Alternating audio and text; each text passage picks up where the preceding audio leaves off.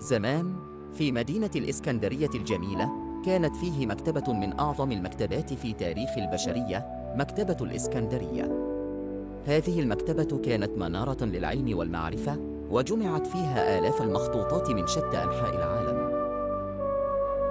كانت المكتبة مش مجرد مكان لحفظ الكتب، بل كانت مركز للبحث العلمي والدراسة لكل العلوم في العصور القديمة.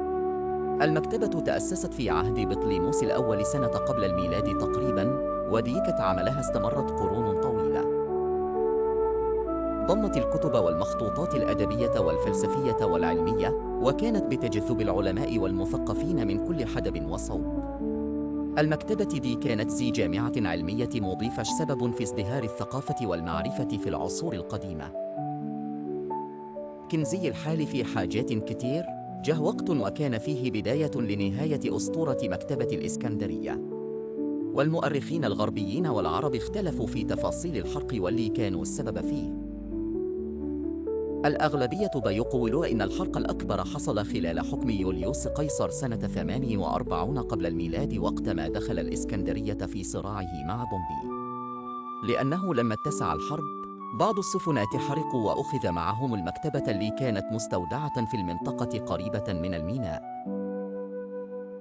وفيه روايات تانية بتقول إن المكتبة اتعرضت أضرار إضافية في العصور اللاحقة على أيدي الإمبراطور الروماني أورليان في القرن الثالث الميلادي.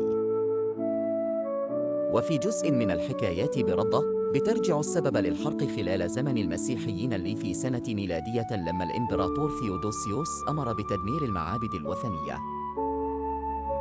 وهكذا تاريخ المكتبة وحرقها اختلفت فيه الروايات، بس الشيء المتفق عليه هو إن العالم فقد مكاناً عظيماً كان محرك للعلم والعلوم لقرون طويلة. وفضلت المكتبة الإسكندرية رمز للمعرفة والفضول العلمي في التاريخ البشري، رغم فقدانها، إلا إن إرثها مستمر في إلهام العلماء والمثقفين في كل مكان.